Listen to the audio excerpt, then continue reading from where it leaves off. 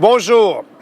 I will make my declaration today first in French and then in English. Aujourd'hui, je veux vous parler de la crise du logement qui fait rage partout au Canada, comme ici à Montréal, où je suis présentement. L'achat d'une maison est devenu hors de portée pour de nombreux Canadiens, en particulier pour les jeunes familles vivant dans les grandes villes. Vancouver et Toronto sont devenus deux des agglomérations urbaines les plus inabordables au monde. Au cours des dernières décennies, le gouvernement fédéral a manipulé les critères financiers pour que les acheteurs puissent plus facilement se qualifier pour les prêts et l'assurance hypothécaire. Il a accordé aussi des allègements aussi fiscaux aux premiers acheteurs de maisons neuves et financé des logements sociaux. Il a dépensé des milliards de dollars et créé divers programmes bureaucratiques pour supposément rendre le logement plus abordable. Tout ça n'a rien donné, absolument rien, aucun résultat. Au contraire, la crise du logement n'arrête pas d'empirer d'année en année. On sait pourtant exactement quelle est la cause fondamentale du problème. Eh bien, c'est l'immigration de masse. Sous le gouvernement Trudeau, la population du Canada a connu son taux de croissance le plus élevé depuis les années 50. Uniquement en 2023, le Canada a ouvert ses portes à près d'1,3 million d'étrangers. Cela représente la totalité de la population de la province de la Saskatchewan et on estime en plus que 2,7 millions de résidents non permanents vivaient au Canada en janvier 2024. L'immigration de masse est la principale raison des prix exorbitants du logement dans les villes canadiennes. Environ 40% des immigrants au Canada finissent par s'établir dans seulement deux villes, Toronto et Vancouver, où la pénurie du logement est la plus aiguë. Mais la demande déborde maintenant partout, y compris dans les petites villes et villages ruraux du Canada. Même si on construisait beaucoup plus de maisons, l'offre ne peut pas suivre la croissance exceptionnellement rapide de la demande de la population. C'est l'économie 101. Il faut être complètement idiot pour ne pas comprendre que l'offre et la demande est la cause principale, la demande qui n'est pas capable de parvenir à rencontrer l'offre, on n'est pas capable de réduire le problème de l'immigration de masse. Mais tout l'establishment politique et médiatique a refusé de le reconnaître, et ce, jusqu'à tout récemment, parce que ce n'était pas politiquement correct de remettre en question le consensus en faveur de toujours plus d'immigration. Le Parti populaire parle de cela depuis sa fondation il y a plus de 6 ans. On nous a, à ce moment-là, traités de racistes et de xénophobes. Aujourd'hui, tout le monde est forcé de reconnaître que nous avions raison. Je suis aujourd'hui au parc Émilie-Gamelin, dans le centre-ville de Montréal, et derrière moi se trouve l'ancien hôtel de la place du Puy, qui a été transformé en centre d'hébergement pour les demandeurs d'asile. On le sait, le gouvernement Trudeau a littéralement ouvert les portes aux réfugiés du monde entier pendant des dizaines de réfugiés sont venus illégalement au Canada et sont entrés ici par le chemin Roxham. Pendant que les Canadiens sont incapables de trouver des logements abordables, Les gouvernements dépensent des centaines de dollars chaque jour pour loger, nourrir et offrir des services aux demandeurs d'asile d'Afrique, d'Asie et d'Amérique latine, logés à nos frais dans des hôtels comme celle derrière moi.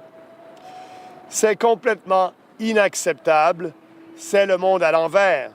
Le gouvernement canadien devrait travailler pour nous, les Canadiens, pas pour les étrangers. Les libéraux et les conservateurs n'offrent aucune solution concrète pour régler ce problème. Les deux partis proposent de continuer à accepter des centaines de milliers d'immigrants, des travailleurs et des étudiants étrangers, et aussi des demandeurs d'asile chaque année. Les deux partis proposent de forcer les villes à changer leur règlement de zonage pour densifier les quartiers résidentiels. Concrètement, ça veut dire transformer les quartiers agréables et tranquilles avec des cours arrière où les enfants peuvent jouer pour construire à la place des immeubles à logement qui accueilleront le plus d'immigrants possible. Les deux partis proposent de nous endetter davantage à coût de milliards de dollars pour subventionner la construction de maisons. Ils ne veulent pas construire plus de maisons pour aider les Canadiens. Ils veulent construire plus de maisons pour faire en sorte de pouvoir accueillir plus d'étrangers au Canada. Autant les conservateurs de Poilievre que les libéraux de Carney veulent détruire notre qualité de vie pour plaire aux lobbies ethniques qui demandent toujours plus d'immigration. Et ils veulent aussi plaire aux lobbies du monde des affaires qui veulent plus de main-d'œuvre à bon marché. Le Parti populaire va régler la crise du logement de la façon la plus simple et la plus efficace possible, tout simplement en imposant un moratoire complet sur l'immigration pendant autant d'années qu'il sera nécessaire pour régler cette crise. Nous allons aussi déporter des centaines de milliers de faux étudiants étrangers et de faux réfugiés. C'est le temps de s'attaquer pour vrai à ce problème et c'est le temps de le régler. C'est le temps des vraies réformes avec le Parti populaire. I will now make my statement in English. Today, I want to talk about the housing crisis, which is raging across Canada, as it is here in Montreal, where I'm currently. Buying a home has become out of reach for many Canadians, especially young families living in large cities. Vancouver and Toronto have become two of the most unaffordable urban centers in the world. Over the past few decades, the federal government has manipulated financial criteria to make it easier for buyers to qualify for loans and mortgage insurance. It provided tax relief to first-time buyers and funded social housing. It spent billions of dollars and created various bureaucratic programs to supposedly make housing more affordable. It has not worked at all. It didn't work. On the contrary, the housing crisis has been getting worse every year. We know exactly what the root cause of the problem is: mass immigration. Under the Trudeau government, Canada's population grew at its highest rate since the 1950s. In 2023 alone, Canada opened its door to nearly 1.3 million foreigners. This represents the entire population of Saskatchewan.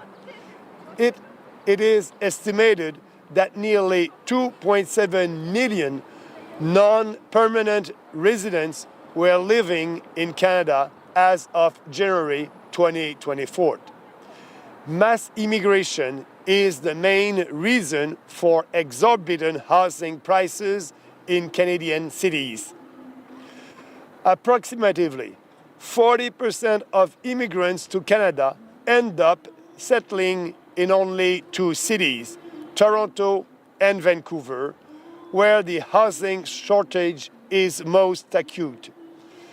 But demand for housing is now overwhelming everywhere, including small towns and rural areas.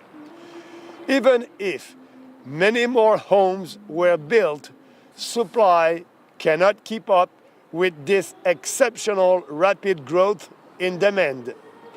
It's Economic 101. You have to be a complete idiot not to understand that problem. But the entire political and media establishment refused to recognize it until very recently, because it was not politically correct to question the consensus in favor of even more immigration. The People's Party has been talking about this since it was founded more than 6 years ago. We were called racist and xenophobic.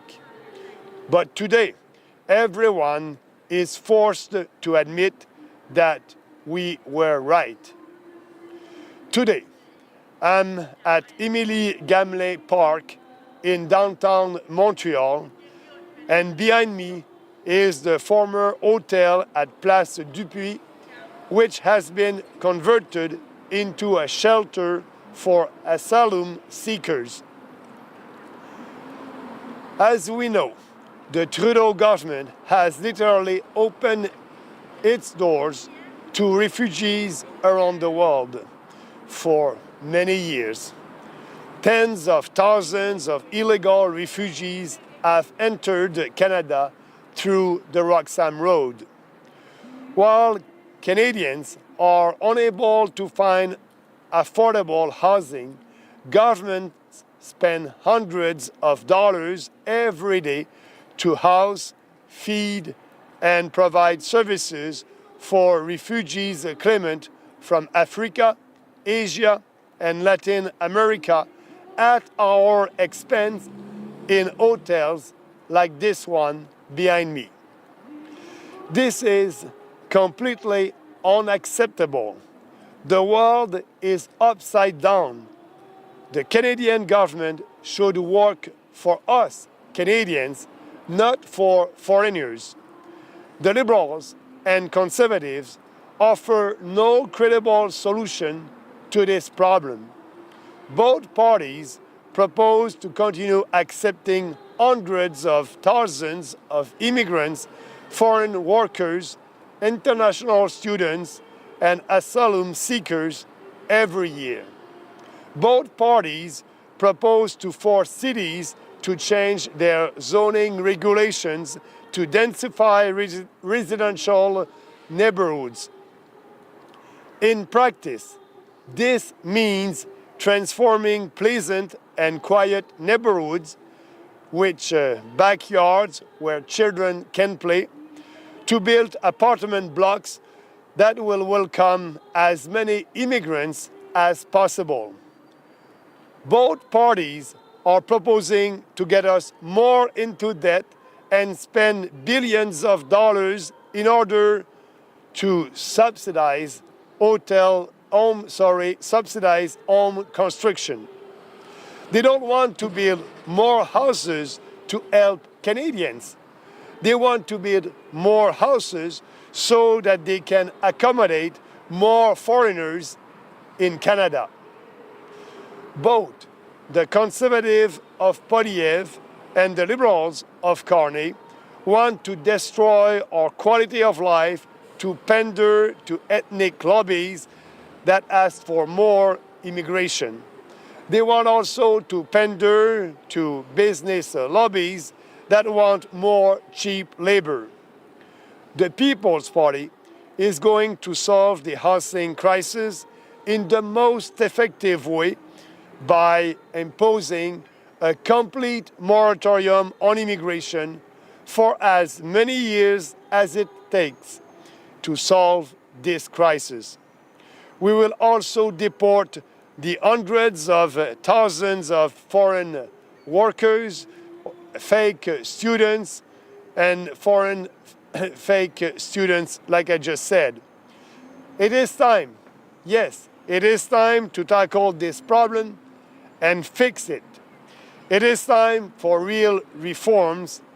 It is time for reform with the People's Party. Thank you.